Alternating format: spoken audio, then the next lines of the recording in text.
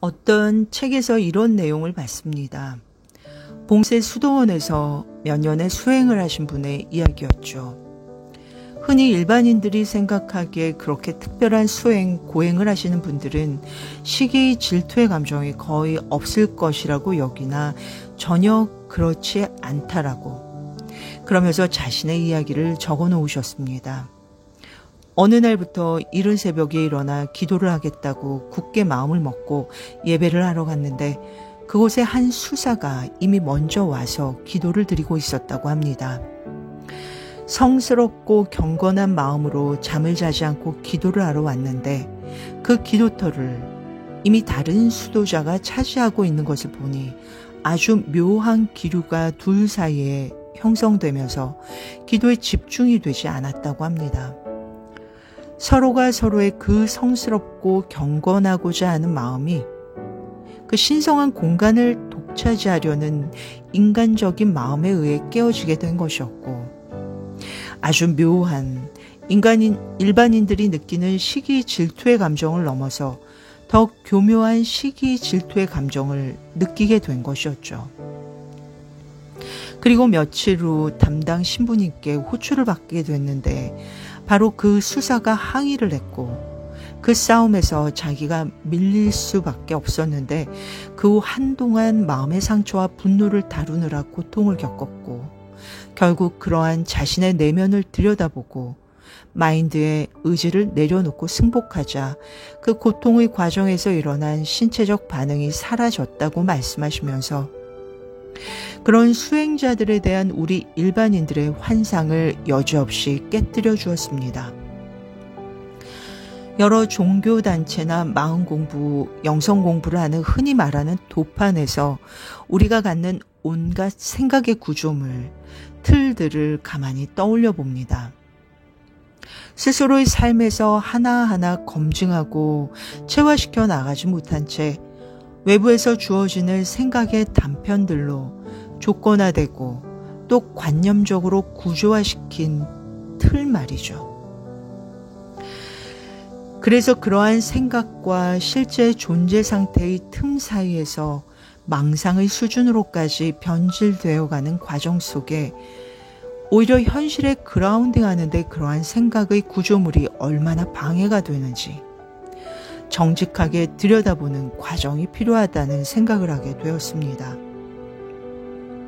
흔히들 보편적인 정답은 이제는 정보가 너무나 자유롭고 쉽게 공유되는 시대이다 보니 이미 머릿속에서는 다들 잘 알고 있습니다.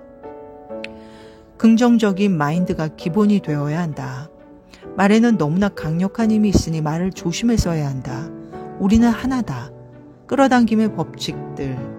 사이코패스, 소시오패스는 이러이러하니 주변에서 이런 사람들이 있는지 조심해서 아예 옆에 두지를 말아야 한다. 내면 아이는 이러한 것이며 내면 아이의 치유는 이렇게 해야 한다 등등 말이죠. 한 번은 제가 자주 들어가던 어떤 책을 중심으로 모인 카페에서 똑같은 책을 읽고도 의견이 갈린 적이 있어 논쟁을 한 적이 있었습니다. 까르마는 있다 없다의 주제였는데 책에 나오는 똑같은 구절도 이렇게 읽는 사람에 따라 다르게 자의적으로 해석될 수 있음을 볼 수 있었죠.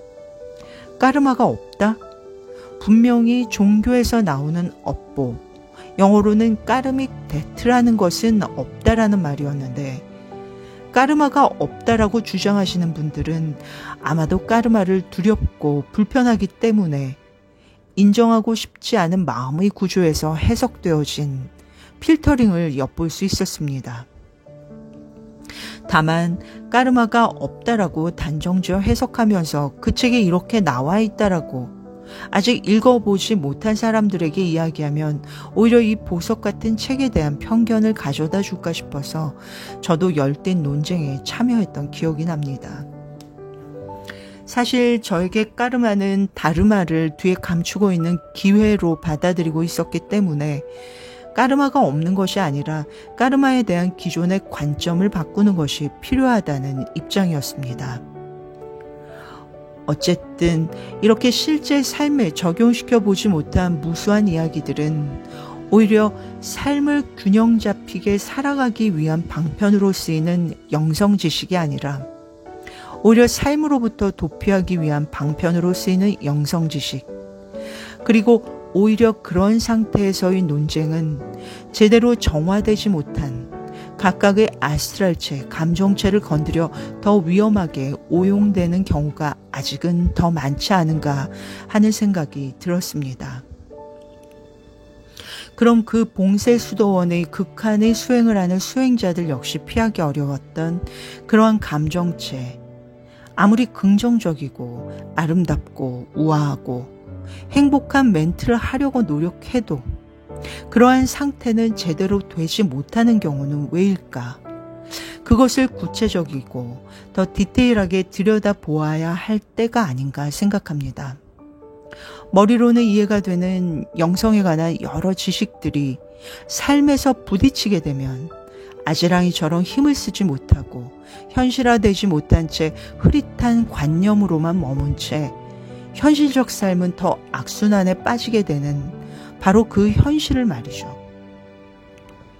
어떤 분은 이렇게 악순환으로 빠지는 현실적인 삶 역시 수행의 한 과정인 것처럼 받아들이는 것을 보게 되는데요.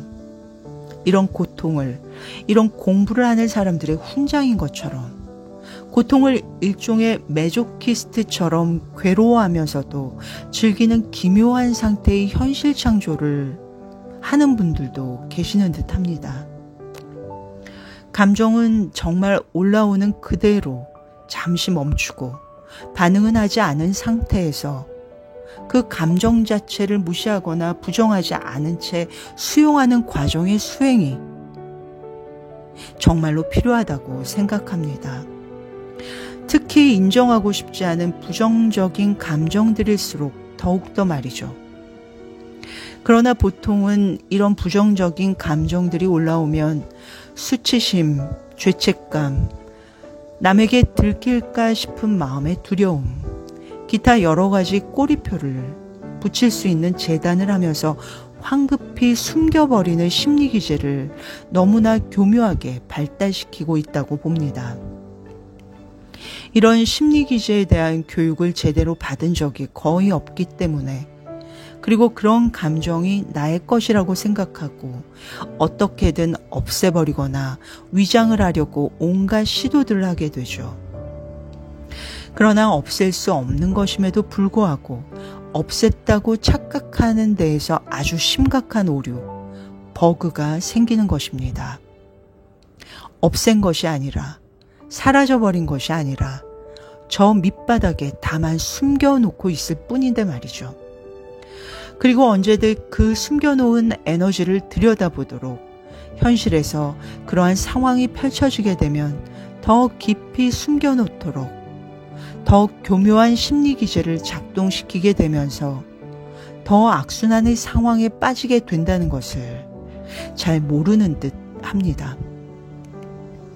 그렇게 해서 더 커지고 더 정체된 에너지는 더 강력한 외부 상황을 끌어들이게 되는 원리에 대해서 잘 알지 못한 채 결국 내가 창조해낸 외부 상황에 대해 피해자의식만 더 키우게 되면서 외부의 관계들에게 엄청난 투사를 하게 되는 것이 거의 대부분 우리들이 관계 맺기에서 빚어지는 비극의 이유인 듯 합니다. 원인자가 내 안에 있는 것을 들여다보는 연습을 하는 것. 그것이 사실 종교에 상관없는, 그리고 어떤 영성, 마음 공부를 하든 상관없는, 진짜 우리 모두가 현실 속에서 해야 하는 살아있는 공부라고 생각합니다.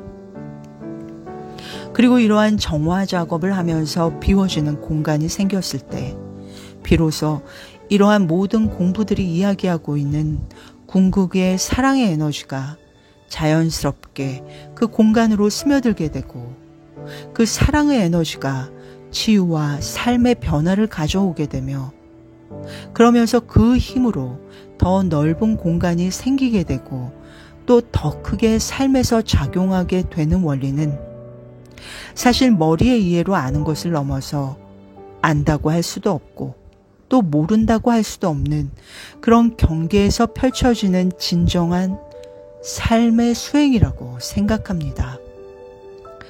삶에 대한 온전한 발판 위에 선 승복으로 오로지 살아냄으로써 삶에서 저절로 풀려나가는 것이라고 하겠습니다. 그렇게 삶은 사람이며 또한 사랑이 되어가는 것이겠지요.